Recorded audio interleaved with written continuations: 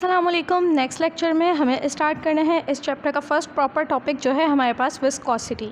ठीक है, देखेंगे इसे डिटेल में। The property of a liquid. ठीक है, पहली चीज़ कि लिक्विड की एक प्रॉपर्टी है। ठीक है, property of a liquid by virtue of which it opposes relative motion between its two adjacent layers is called viscosity. ठीक है, दो बराबर वाली लेयर्स हैं। ठीक है, दो बराबर वाली लेयर्स के दरमियान जो मोशन है, जो मूवमेंट है, उसको अपोज करना, उसको रोकना, लिक्विड की ऐसी प्रॉपर्टी क्या कहलाती है? विस्कोसिटी कहलाती है। ठीक है, the property of a liquid by virtue of which it opposes, रोकना, रिलेटिव मोशन, मूवमेंट को, between its two adjacent layers, adjacent अपनी दो बराबर वाली लेयर्स के दरमियान, इज कॉल्ड विस्कोसिटी। आगे हम लोग इसे डिटेल में पढ़ेंगे, अच्छे से समझ में आ जाएगा। ठीक है, देखते हैं। Some liquids flow more easily than others. ठीक है, कुछ लिक्विड्स बहुत आसानी से फ्लो कर लेते हैं दूसरों के मुकाबले में। जैसा फॉर एग्जाम्पल अगर मैं लूँ शहद और पानी, पानी आसानी से फ्लो करेगा, शहद आसानी से फ्लो नहीं करेगा क्योंकि शहद थिक होता है। ठीक है, आगे देखते हैं। For example Honey is very thick. ठीक है, शहद बहुत ज़्यादा थिक है एंड फ्लोज वेरी स्लोली, तो ये आहिस्ता आहिस्ता स्लो करता है। वाटर इज़ वेरी थिन, पानी बहुत पतला होता है हनी के मुकाबले में, तो बहुत ही पतला होता है। ठीक है, एंड फ्लोज वेरी क्विकली। ठीक है, और वो बहुत तेज़ी से फ्लो करता है। इन अदर वर्ड्स, अगर मैं दूसरे अल्फाज में कहूँ, honey offers more resistance than water, के शहद में ज़्यादा रेजिस्टेंस होती है, शहद में ज़्यादा रुकावट होती है, शहद में ये एबिलिटी ज़्यादा होती है कि वो अपोज कर सके, शहद में प्रॉपर्टी ज़्यादा होती है कि वो मोशन को अपोज कर सके, वो रेजिस्टेंस, वो रुकावट कॉज कर सके पानी के मुकाबले में। This resistive property of a liquid is called viscosity. ये जो रेजिस्टिव प्रॉपर्टी है पानी की, किसी भी लिक्विड की, वो कहलाती है विस्कोसिटी, कि जिसकी वजह से वो रेजिस्टेंस कॉज करे, वो मोशन में रुकावट कॉज करे। ठीक है, and it is due to the friction between two relative layers of a fluid. और ये रेजिस्टिव प्रॉपर्टी आती कहाँ से? फॉर एग्जाम्पल, थोड़ी सी कॉमन सेंस भी है ना, शहद क्यों तेज़ी से फ्लो नहीं कर पाता है पानी की तरह? क्योंकि शहद थिक होता है। अब शहद थिक होता है, ठीक है, इसमें रेजिस्टिव प्रॉपर्टी ज़्यादा है, ये बहुत आसानी से नहीं बह पाता है, ये आहिस्ता आहिस्ता बहता है पानी के मुकाबले में, ये थिक होता है। ठीक है, ये थिक होता है तो क्या होता है, तो इसकी लेयर्स के दरमियान ना फ्रिक्शन, रगड़ ज़्यादा होती है। ठीक है, इसके लेयर्स के दरमियान क्या ज़्यादा होती है? फ्रिक्शन ज़्यादा होती है। तो अब हम लोगों को ये भी पता होना चाहिए कि रेजिस्टिव प्रॉपर्टी किसकी वजह से है? फ्रिक्शन की वजह से। वैसे भी क्या होता है, अगर एक गाड़ी है, ठीक है, वो एक रोड पर चल रही है, फ्रिक्शन ज़्यादा होगी तो गाड़ी मुश्किल से चलेगी, फ्रिक्शन कम होगी तो गाड़ी आसानी से फिसलती हुई चली जाएगी, एक्सीडेंट भी हो जाएगा। ठीक है, फ्रिक्शन ज़रूरी होती है लेकिन एक लिमिटेड अमाउंट में। अगर फ्रिक्शन बहुत ज़्यादा हो जाएगी तो गाड़ी चल ही नहीं पाएगी, लेकिन अगर फ्रिक्शन बहुत ही कम हो जाएगी तो गाड़ी फिसल जाएगी। ठीक है, हर चीज़ एक लिमिट में होनी चाहिए ना। तो यहाँ पर इसको समझाने का मतलब, इसका हवाला देने का मतलब ये है कि हमें पता है कि फ्रिक्शन होनी चाहिए। ठीक है, फ्रिक्शन होती है और फ्रिक्शन की वजह से रुकावट होती है। फॉर एग्जाम्पल, दरवाज़ा है, दरवाजे का लॉक खुल बंद होना मुश्किल हो जाता है। कुंडी, ख़ासतौर पर पहले जिन दरवाज़ों पे, अब तो बहुत कम दरवाज़ों पे होती है कुंडियाँ, लेकिन जिन दरवाज़ों पे कुंडी लगी हुई होती है, ठीक है, वो मतलब बहुत आसानी से अगर उस पर जंग लग जाए तो उसमें फ्रिक्शन आ जाएगी। फ्रिक्शन आ जाती है तो वो आसानी से खुलबंद नहीं होती, फिर हमें उसको लुब्रिकेशन करनी पड़ती है, उस पर ऑयल डालना पड़ता है। ठीक है, तेल डालना पड़ता है, कोई ऐसी चीज़ डालनी पड़ती है, ग्रीस डालना पड़ता है, कोई भी ऐसी चीज़ डालनी पड़ती है जिसकी वजह से उसकी फ्रिक्शन कम हो और वो आसानी से खुलबंद हो सके। ठीक है, और जब हम तेल डालते हैं तो हम देखते हैं कि वो फिर पहले के मुकाबले में कितनी ज़्यादा आसानी से खुलबंद हो जाती है। ठीक है, तो फ्रिक्शन क्या करती है? फ्रिक्शन हमेशा रुकावट कॉज करती है। ठीक है, तो फ्रिक्शन की वजह से रेजिस्टिव प्रॉपर्टी आ जाती है उस लिक्विड में। ठीक है, आगे देखते हैं। It explained by considering a flow of liquid between two solid surfaces which consist of an number of layers. ठीक है, हम लोगों ने कंसिडर किया है लिक्विड का फ्लो, ठीक है, दो सॉलिड सर्फेसेस के दरमियान, ठीक है, जिस लिक्विड के नंबर ऑफ लेयर्स एन है। ठीक है, यानी कि 1 2 3 4 कितनी भी नंबर ऑफ लेयर्स हो सकती हैं। ठीक है, the layer in contact with solid surface that is top and bottom solid surfaces is almost stationary. ठीक है, अब हमसे कह रहे हैं कि ऐसी लेयर्स इसकी, ठीक है, the layer in contact with solid surface, ऐसी लेयर जो सॉलिड सर्फेस के, देखो हम लोगों से क्या कह रहे हैं, हम लोगों से कह रहे हैं कि हम लोगों ने ऐसे लिक्विड का फ्लो कंसिडर किया है जो दो सॉलिड सरफेसेस के दरमियान है। ठीक है, फ्लो कहाँ हो रहा है? दो सॉलिड सरफेसेस के दरमियान हो रहा है। ठीक है, इस बात को अब हमने याद रखना है अपने इस एग्जांपल में। ठीक है, कह रहे हैं कि लेयर, ऐसी लेयर लिक्विड की जो सॉलिड सरफेस के साथ है। जैसे फॉर एग्जांपल, अगर दो सॉलिड सरफेस के दरमियान आपका लिक्विड फ्लो कर रहा है, एक ये हो गई आपकी सॉलिड सरफेसेस डायग्राम में, एक ये हो गई आपकी सॉलिड सरफेसेस डायग्राम में। ठीक है, इन दो सॉलिड सरफेसेस के दरमियान जो है ये लिक्विड फ्लो कर रहा है और इसके नंबर ऑफ लेयर्स हैं जो इतने सारे एरोज से आपको दिखाई हुई है। ठीक है, एन नंबर ऑफ लेयर्स भी इसकी हो गई। ठीक है, अब देखो, अब लिक्विड की एक ऐसी लेयर जो इस वाली सरफेस से कांटेक्ट में और लिक्विड की एक ऐसी लेयर जो इस वाली सरफेस से कांटेक्ट में, ठीक है। तो हमसे कह रहे हैं the layer in contact with solid surface that is top and bottom solid surfaces, ठीक है। एक ऊपर वाली सॉलिड सरफेस होगी, एक नीचे वाली सॉलिड सरफेस होगी, ठीक है। तो कह रहे हैं कि ये दोनों लेयर्स जो हैं तकरीबन स्टेशनरी होती हैं, तकरीबन रेस्ट में होती हैं। क्यों? क्योंकि इनकी वेलोसिटी क्या होती है, इनकी वेलोसिटी ज़ीरो हो जाती है। देखते हैं, consider the layers of liquid above the bottom fixed solid surface velocities of upper layers are increasing step by step with the distance। कह रहे हैं कि कंसिडर करो एक ऐसी लिक्विड लेयर, ठीक है, जो सॉलिड बॉटम वाली, जो नीचे वाली सॉलिड सरफेस है, जो नीचे वाली सॉलिड सरफेस है आपकी, ठीक है, बॉटम फिक्स्ड जो आपकी सॉलिड सरफेस है, इससे आपकी जो पानी की लेयर थोड़े से फासले पर है, ठीक है। एक ऐसी लेयर को आप कंसिडर करो, ठीक है, जो इस बॉटम सरफेस से थोड़े से फासले पर है, थोड़े से डिस्टेंस के ऊपर है, ठीक है। तो कह रहे हैं कि उसकी वेलोसिटी क्या हो जाएगी, जैसे जैसे डिस्टेंस बढ़ता जाएगा उसकी वेलोसिटी इंक्रीज़ होती जाएगी, ठीक है। अगर ये आपकी बॉटम सरफेस है तो इससे फासले पर, अगर ये इतने फासले पर ये वाली लिक्विड सरफेस है, ठीक है, लिक्विड लेयर है, तो इसकी वेलोसिटी थोड़ी सी ज़्यादा होगी। अगर ये और ज़्यादा फासले पर आ जाए तो इसकी वेलोसिटी और ज़्यादा हो जाएगी। अगर ये और ज़्यादा फासले पर आ जाए तो इसकी वेलोसिटी और ज़्यादा हो जाएगी। जितना फासला बढ़ता जाएगा सॉलिड सरफेस से उतनी ही ज़्यादा वेलोसिटी इंक्रीज़ होती जाएगी, ठीक है। हमसे कह रहे हैं कि अगर ये सॉलिड सरफेस है, इसके बिल्कुल साथ जो लिक्विड की सरफेस लगी हुई है उसकी वेलोसिटी ज़ीरो होगी, वो रेस्ट में होगी। लेकिन इस सॉलिड सरफेस से जितने डिस्टेंस के ऊपर आपकी लिक्विड की लेयर्स आती जाएंगी उनकी वेलोसिटी उतनी ज़्यादा इंक्रीज़ होती जाएगी, ठीक है। That is the greater the distance of layer from the surface से आपकी लिक्विड लेयर का डिस्टेंस जितना ज़्यादा होगा द ग्रेटर इट्स वेलोसिटी, उसकी वेलोसिटी उतनी ज़्यादा होगी। और डिस्टेंस जितना कम होगा वो लिक्विड की सरफेस सॉलिड सरफेस से जितनी ज़्यादा चिपकी हुई होगी उसकी वेलोसिटी उतनी जीरो हो जाएगी। A similar phenomenon can be observe for successive layers of liquid below the top fixed solid surface. इसी तरह आप टॉप वाली सॉलिड सरफेस से भी सेम यही चीज़ ऑब्जर्व करोगे। टॉप वाली सॉलिड सरफेस से लिक्विड की जो लेयर बिल्कुल कनेक्ट होगी उसकी वेलोसिटी जीरो होगी, लेकिन जैसे जैसे डिस्टेंस आता जाएगा टॉप वाली सरफेस से लिक्विड की लेयर्स का, जैसे जैसे डिस्टेंस बढ़ता जाएगा वैसे वैसे इन लेयर्स की वेलोसिटी भी बढ़ती जाएगी, ठीक है। इस लेयर की वेलोसिटी कुछ कम होगी, इस वाली की और ज़्यादा होगी, इस वाली की और ज़्यादा होगी, ठीक है। अच्छा, hence the velocity of central layer is maximum. तो सबसे ज़्यादा वेलोसिटी किसकी होगी, जो बिल्कुल सेंटर में होगी, जिसका डिस्टेंस नीचे वाली लेयर से भी मैक्सिमम होगा और जिसका डिस्टेंस ऊपर वाली लेयर से भी मैक्सिमम होगा, ठीक है। क्योंकि इसका डिस्टेंस ऊपर वाली लेयर से भी अगर इतना है, ठीक है, तो इसकी वेलोसिटी बढ़ गई है, ठीक है, और नीचे वाली लेयर से भी इतना ही डिस्टेंस है, इसकी सेंट्रल वाली लेयर की जो वेलोसिटी होगी वो सबसे ज़्यादा होगी, ठीक है, क्योंकि वो दोनों ही ऊपर वाली और नीचे वाली दोनों ही लेयर्स से फासले पर होगी, ठीक है। आगे हमसे देखते हैं, now consider the two parallel relative layers, ठीक है। अब हम लोगों ने दो पैरेलल लेयर्स आपस में कंसिडर की हैं, ठीक है। अब ये जो पैरेलल लेयर्स हैं, एक हम लोगों ने शो किया है ए बी से और एक को शो किया है ए प्राइम बी प्राइम से, ठीक है। आगे देखते हैं, सेपरेटेड बाय डिस्टेंस वाई, इन दोनों के दरमियान जो फासला है उसे हम लोगों ने शो किया है वाई से, ठीक है। The upper layer A prime B prime has greater velocity than the velocity of the lower layer A B. कह रहे हैं कि अपर वाली लेयर की जो वेलोसिटी है वो ज़्यादा होगी, ठीक है, ए प्राइम बी प्राइम वाली की ए बी के मुकाबले में। Therefore the layer A prime B prime is sliding over the layer A B with velocity V, ठीक है। अब हमसे क्या कह रहे हैं, हमसे कह रहे हैं कि आपको ये सब कुछ क्या किया है, सब कुछ आपने कंसिडर किया, आप लोगों ने दो लेयर्स कंसिडर की, ठीक है। फिर आप लोगों ने कहा कि ऊपर वाली लेयर की जो वेलोसिटी है वो ज़्यादा है नीचे वाली लेयर से, ठीक है। अब आप लोग क्या कह रहे हो कि जो लेयर है ए प्राइम बी प्राइम, ठीक है, वो क्या कर रही है, क्योंकि इसकी वेलोसिटी ज़्यादा है तो ये मूव कर रही है, ठीक है। ये वाली की वेलोसिटी कम है तो थोड़ा कम मूव कर रही है, ठीक है। ऊपर वाली मूव कर रही है, जब ऊपर वाली मूव कर रही है तो ये क्या करेगी, नीचे वाली लेयर के ऊपर स्लाइड करेगी, ठीक है, मूव करेगी, स्लाइड करेगी ए बी के ऊपर, नीचे वाली लेयर के ऊपर, और जो इसकी वेलोसिटी होगी, जितनी वेलोसिटी से ये मूव करेगी या स्लाइड करेगी, वो वेलोसिटी हम लेंगे v।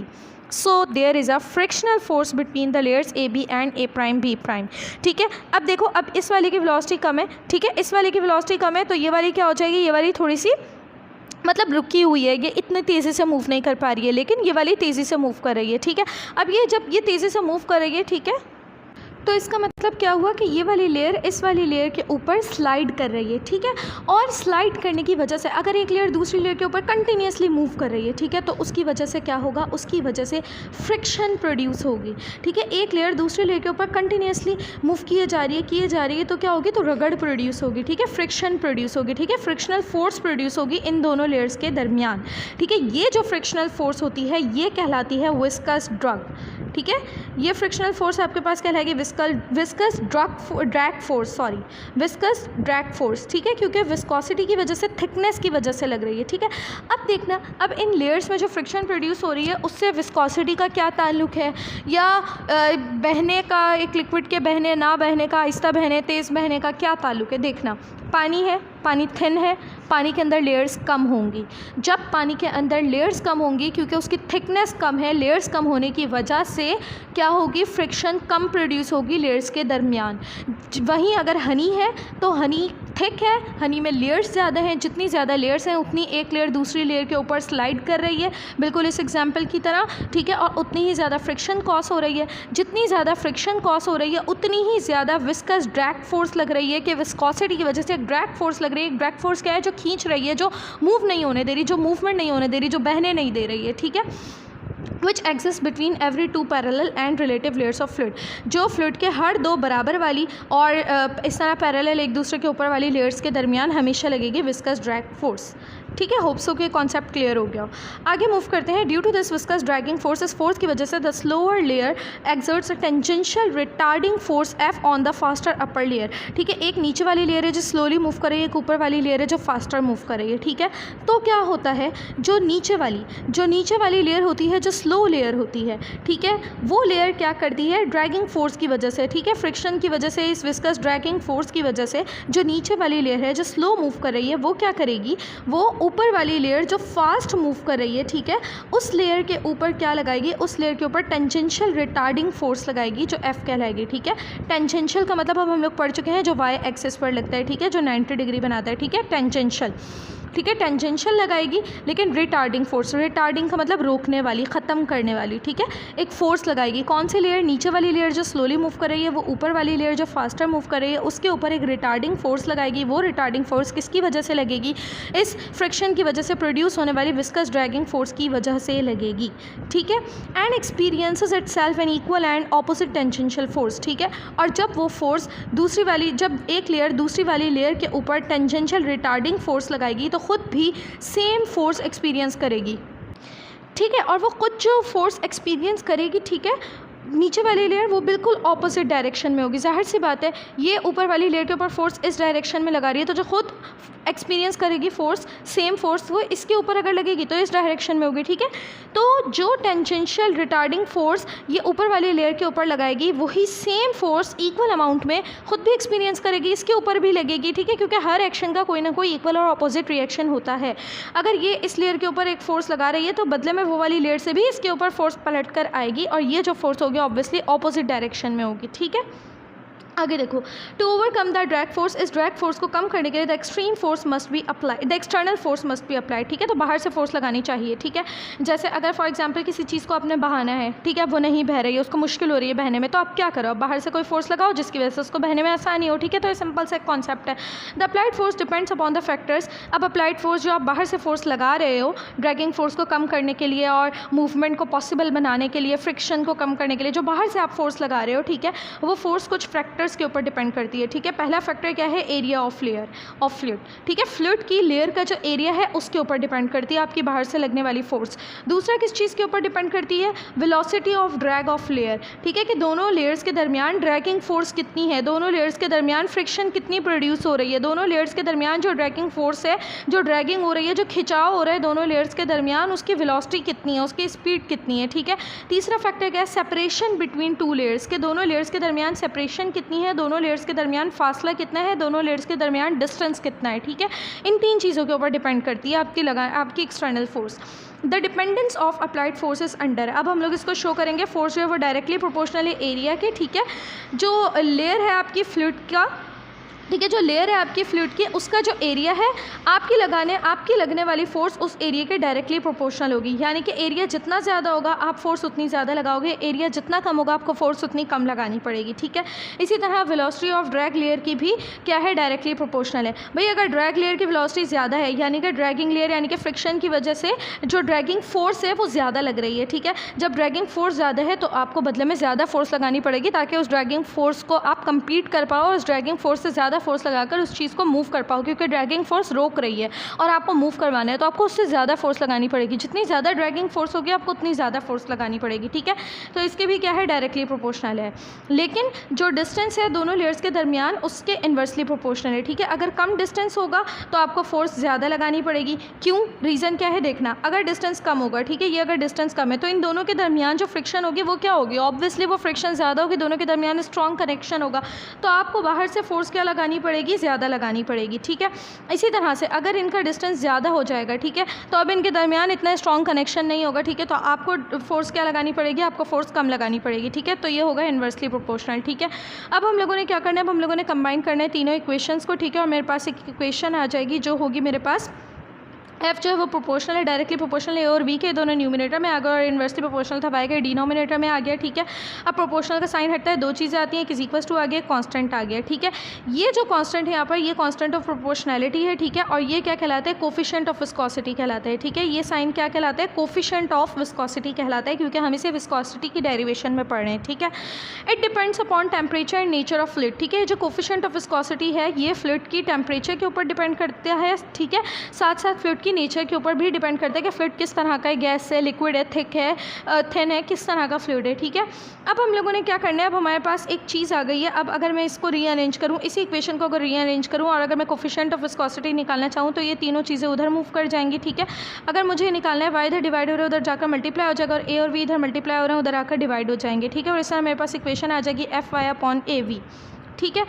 अब हमसे आगे कहते हैं कि if A is equals to 1 metre square, अगर एरिया आपके पास 1 मीटर स्क्वायर है, वेलोसिटी आपके पास 1 मीटर पर सेकंड है, और वाई आपके पास डिस्टेंस जो है वो 1 मीटर है, तो फिर जो आपके पास फोर्स होगी वो इस कोफिशिएंट ऑफ विस्कोसिटी के इक्वल आ जाएगी। किस तरह, क्योंकि आपके पास फॉर्मूला है F is equals to force is equals to coefficient of viscosity multiply by area multiply by velocity divided by displacement, ठीक है, डिस्टेंस। अब क्या होगा, अब अगर आपने इसको और इसको इन तीनों को आपने 1 1 1 पुट कर दिया, ठीक है, तो ये coefficient of viscosity multiply bye 1 multiply by 1 divided by 1, ये सब कुछ 1 1 1 हो जाएगा, और फोर्स आपके पास किसके इक्वल आ जाएगी, कोफिशिएंट ऑफ विस्कोसिटी के इक्वल आ जाएगी, ठीक है। तो अब हम लोग कोफिशिएंट ऑफ विस्कोसिटी को कैसे डिफाइन कर पाएंगे, आगे देखते हैं। आगे हमसे कह रहे हैं the coefficient of viscosity of a fluid, एक फ्लूइड की विस्कोसिटी का जो कोफिशिएंट होता है उसे हम ऐसे डिफाइन कर सकते हैं। देखो इसका फॉर्मूला हमारे पास आया था, क्या आया था, एफ इज़ इक्वल्स टू, इस तरह का कुछ फॉर्मूला था ना, ठीक है। जल्दी से अब हमें ये निकालना है, तो वो फॉर्मूला क्या हो जाएगा हमारे पास, F Y upon A V, ठीक है। अब हम लोग बेसिकली इस फॉर्मूले से समझेंगे कोफिशिएंट ऑफ विस्कोसिटी को, ठीक है। अब देखना, coefficient of viscosity of a fluid is the force, ठीक है, is the force required per unit area, जो पर यूनिट एरिया के ऊपर कितनी फोर्स लगानी है, to maintain the unit relative velocity, ताकि आप वेलोसिटी को मेंटेन कर सको, यूनिट यानी कि 1 मीटर पर सेकंड, यूनिट का मतलब होता है 1। जब हम किसी भी यूनिट को डिफाइन करते हैं हम सारी चीज़ों को 1 लेते हैं, ठीक है। एरिया भी हम लोगों ने यूनिट लिया है, ठीक है। फोर्स भी 1 न्यूटन होगी, ठीक है।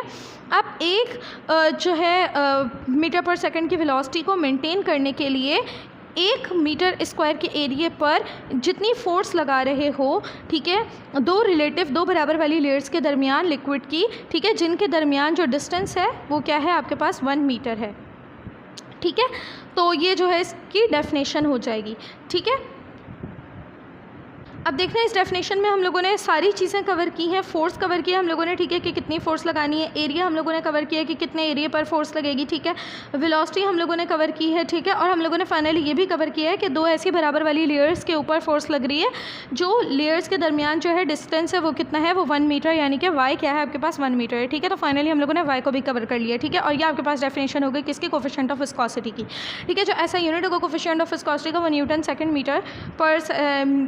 न्यूटन सेकंड पर मीटर स्क्वायर होगा, और इसकी जो डायमेंशन होगी वो ये हो जाएगी। अब ये किस तरह होगा, जल्दी से इसको भी देख लेते हैं, ठीक है। बहुत सिंपल है यूनिट निकालना भी। मैं अपने स्टूडेंट्स को कहती हूँ भाई रट्टा लगाने की ज़रूरत नहीं है, आप खुद समझो, ताकि अगर आप अटक जाओ भूल जाओ तो आपको आता हो, आपके कॉन्सेप्ट्स क्लियर हो, ठीक है। देखो हमसे क्या कह रहे हैं, कोफिशिएंट ऑफ फ्रिक्शन का फॉर्मूला है, ठीक है। सबके यूनिट्स बारी बारी पुट करो, आपको सबके यूनिट्स पता है अल्हम्दुलिल्लाह। फोर्स का यूनिट क्या होता है, न्यूटन, ठीक है। वाई क्या है आपके पास, वाई डिस्टेंस है, तो डिस्टेंस का यूनिट क्या दिया हुआ है, मीटर हो जाएगा डिस्टेंस का यूनिट, ठीक है।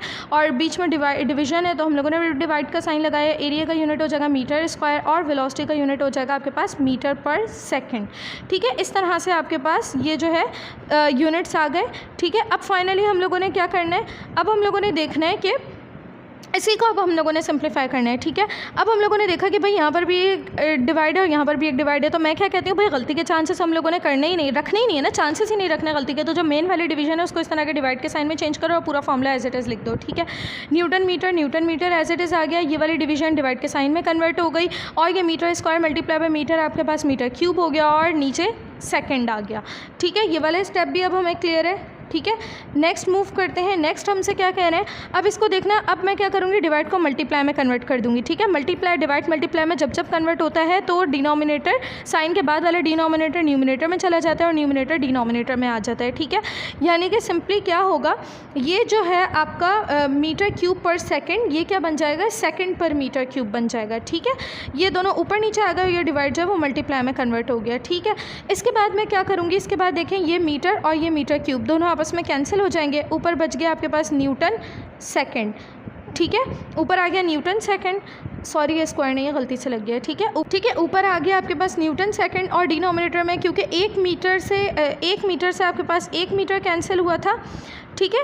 1 मीटर से 1 मीटर कैंसिल होने की वजह से नीचे आपके पास 2 मीटर अभी भी बाकी है, इसलिए आ गया मीटर स्क्वायर, ठीक है। और आपका यूनिट बन गया न्यूटन सेकंड पर मीटर स्क्वायर, ठीक है। तो ये वाली चीज़ आपके पास आ गई न्यूटन सेकंड पर मीटर स्क्वायर, ठीक है। अब जल्दी से इसकी डायमेंशन भी देख लेते हैं। डायमेंशन भी बहुत ज़्यादा आसान है, इसी यूनिट से डायमेंशन निकलेगी, क्या है, न्यूटन सेकंड पर मीटर स्क्वायर। अब देखना, अब हम लोग जानते हैं कि न्यूटन हम लोगों को याद होना चाहिए, लास्ट चैप्टर्स जिन्होंने मुझसे पढ़े हैं या नहीं भी याद तो आपको पता है कि न्यूटन फोर्स का यूनिट है, फोर्स का फॉर्मूला लगा लो MA और इन दोनों के यूनिट्स यहाँ पर लिख लो किलोग्राम मीटर पर सेकंड स्क्वायर, यानी कि न्यूटन आपके पास इक्वल होता है किलोग्राम मीटर पर सेकंड स्क्वायर के, ठीक है। न्यूटन का मैंने यूनिट खोल के लिख दिया, बाकी साथ में यहाँ पर क्या है, हमारे पास सेकंड है, ठीक है। और डिवाइड में हमारे पास क्या है, अपॉन में हमारे पास क्या है, मीटर स्क्वायर, तो ये आ गया मीटर स्क्वायर, ठीक है। पहले इसको सिंप्लीफाई कर लो जल्दी से, एक S से ये वाला स्क्वायर कैंसिल हो गया और एक M से ये वाला स्क्वायर कैंसिल हो गया, ठीक है। आपके पास बच गया किलोग्राम पर सेकंड मीटर। अब देखना, किलोग्राम किसका यूनिट है, मास का, डायमेंशन आ जाएगी कैपिटल M। डिवीजन में, ठीक है, S किसका यूनिट है, टाइम का, आ जाएगा कैपिटल T। M किसका यूनिट है, मीटर, लेंथ का, आ जाएगा कैपिटल L। तो इस तरह आपकी डायमेंशन क्या आ गई, M एज इट इज़, और T और L डिनोमिनेटर में न्यूमिनेटर में जाएंगे तो इनकी पावर्स इन्वर्स हो जाएंगी, हो जाएगा T इन्वर्स और L इन्वर्स, ठीक है। आपके पास डायमेंशन आ जाएगी M L inverse T inverse, ठीक है। ये वाला टॉपिक यहाँ पर होता है एंड इंशाल्लाह नेक्स्ट टॉपिक स्टार्ट करेंगे नेक्स्ट लेक्चर में। अल्लाह हाफिज़।